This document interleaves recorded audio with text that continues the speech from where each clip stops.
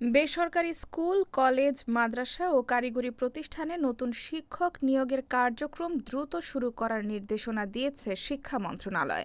তবে সভার রেজুলেশন প্রকাশ না হওয়ায় এখনো আনুষ্ঠানিকভাবে নিয়োগ কার্যক্রম শুরু করতে পারেনি বেসরকারি শিক্ষক নিবন্ধন ও প্রত্যয়ন কর্তৃপক্ষ এনটিআরসিএ।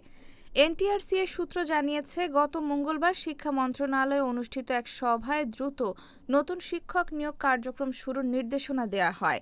সেখানে ১৯তম শিক্ষক নিবন্ধন অথবা নবম শিক্ষক নিয়োগ কার্যক্রম শুরু করার পরিকল্পনা নিয়ে আলোচনা হয়েছে। তবে নিয়োগ কার্যক্রম কোন পদ্ধতিতে পরিচালিত হবে তা সভার রেজুলেশনে উল্লেখ থাকবে। রেজুলেশন পাওয়ার পরই প্রয়োজনীয় কার্যক্রম শুরু করবে এনটিআরসিএ। এনটিআরসি-এর এক কর্মকর্তা জানিয়েছেন, ১৯তম শিক্ষক নিবন্ধন অথবা নবম শিক্ষক নিয়োগ কার্যক্রম দ্রুত শুরুর পরিকল্পনা রয়েছে।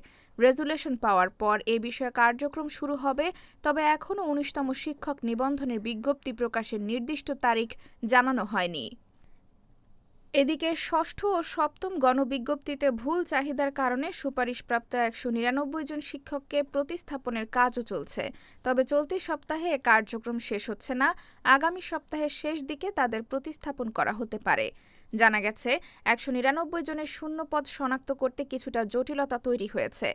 নতুন নিয়োগ পদ্ধতির কারণে এনটিআরসি-এর সফটওয়্যার আপডেট করা হয়েছে, ফলে প্রত্যেক শিক্ষকের কোড আলাদাভাবে খুঁজে এন্ট্রি করতে হচ্ছে। এতে প্রতিস্থাপনের কাজে সময় লাগছে।